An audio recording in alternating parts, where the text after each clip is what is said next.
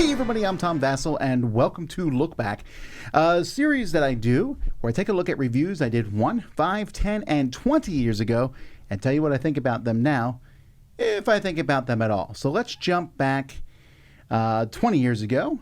Kablamo from G-Con Tusk-Up. Kablamo is just one of those games that really, was like, hey, it's the shock value. And it's basically you're putting bullets in, and as a memory game, you have to remember where they are. But it's a game based on Russian roulette, and the last person standing is the winner. This one hasn't aged well at all. And 20 years ago, Tom thought, kind of funny theme. Now I think, it's just not a theme I want to play in a game at all. So 4 out of 10. Granny Apples. This is just kind of a kids-esque game. You're just counting apples. Not that great. 5 out of 10. Mecca to Medina. This is from a company called Muslim Games, and they were trying to make their own Catan to reach a different groups of people. I think Middle East was kind of the aim of this game, but again, it's just not that good of quality. 5 out of 10.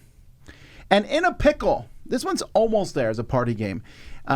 This goes in this, goes in this. Like the world goes in the universe, but the universe is in a classroom. Is it stuff like that? It's interesting. Basically, it's a game about arguments because you're arguing, can this go in this? It's fine. I don't know that I would play it today, but it's close. 6.5. All right. 10 years ago, I reviewed Diner, continuing my little series from the Dice Hate Me games. They're 52-card games. This one was one of the less good ones, 5 out of 10. Mages.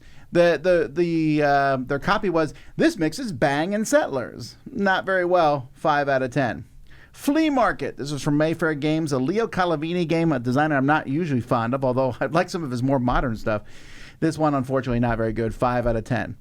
Barony from Marc Andre, who is best known for Splendor. This is more kind of an area control game. There's some neat components here. It's fine. 6 out of 10. Dark Seas. 10 years ago, AEG was trying all kinds of stuff, throwing stuff at the wall. And this was about dice island building. I believe this came out for Tabletop Day, I want to say, or at least around that time frame. There's neat ideas there, but just missed it to be one I want to play more often, a 6.5. Liftoff. Get me off this planet. I'm amused by the theme of this. Your planet's about to explode, and you're getting off, whether it's by a spaceship or a slingshot or teleportation. There's different ways. It's kind of a kid's game. You're just moving your people around, just trying to get into the spots to get off the planet. Amusing and fun, 7 out of 10. Kahuna. This is an older game in the two-player Cosmos line where you are connecting bridges to islands to kind of control them. Very good back-and-forth two-player game. I enjoy it, 7.5. And Forbidden Stars came out 10 years ago. This game, which may never see the light of day again because it was a collaboration between Fantasy Flight and Games Workshop, where they were showing basically the 40K universe, but huge and taking control of planets. This was a little bit, I think, based on the StarCraft game in many ways. And there's some really neat ideas in this game. There's a lot of fun stuff in it. It's a long game, and there was expansions that never came out, but I liked it. 8 out of 10. 5 years ago, I played a game called Blasting Boxes. 5 out of 10. Mechanica.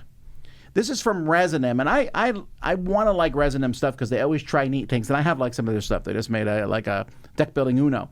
But Mechanica has this thing that turns in the middle and pieces drop in. It sounds cool, but the game itself is just fine. It's building a little machine thing. 6 out of 10. But I did play several good games 5 years ago. Yukon Airways, a nice pickup delivery game, sending airplanes around to deliver the mail. Splurt. This is a little kids game that I still have at my house because we like playing it. You flip over a category and a letter, and you got to shout something out. That's it. Everyone likes it. 7 out of 10. A Rail Pass. Weird game. I like this one. Again, giving it a 7 out of 10. But I wouldn't recommend this to everyone because you are literally picking up trains and passing them. You have to hold stuff in one hand and pass to the other. Kind of a weird cooperative game. Very weird. 7 out of 10. Infinity Gauntlet, a love letter game. One of the better versions of Love Letter because it's competitive, with Thanos versus the Avengers type thing. It's interesting. I like it. 7 out of 10. Monumental. This is at a drop here. It's a 7.5 now, but the drop only exists because Monumental, the Duel, does everything I love from Monumental, just basically gets rid of the miniatures and the board, and while those are cool, I don't need this game anymore. So it's good, but the Monumental, the Duel covers what I wanted from it. Fairy Trails. This is a 2-player.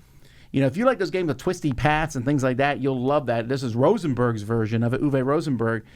Pretty nice, 7.5. Another 7.5 to Zen Garden from Queen Games.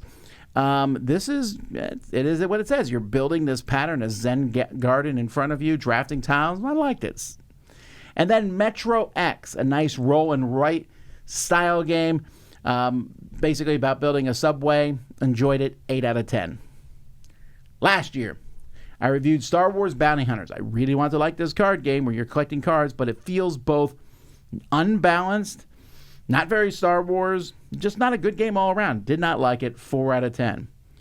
In Age Contrived, you would think I would like this game. I was so pumped about it when I saw it. Had these little things that shot discs out, which is completely unnecessary, and they also took forever to build.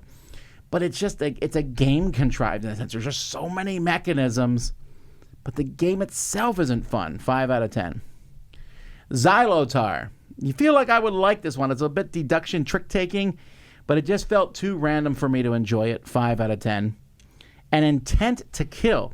Intent to Kill is a 2-player game, a deduction-style game. One person's a murderer on the board, and you have to figure out who the murderer is and what their motive is. And I like that.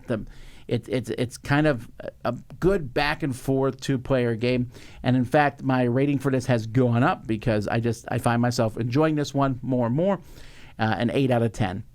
So there you go, folks. Those are the reviews I did 1, 5, 10, and 20 years ago. I'm Don Vasel. We'll see you next time.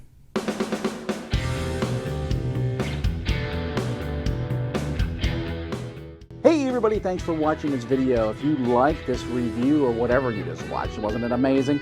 Check out our channel, Dice Tower. We have all kinds of things. We review games, we do top 10s, we play games live. It's all about board games, but especially the people who play them. Check out Dice Tower YouTube channel.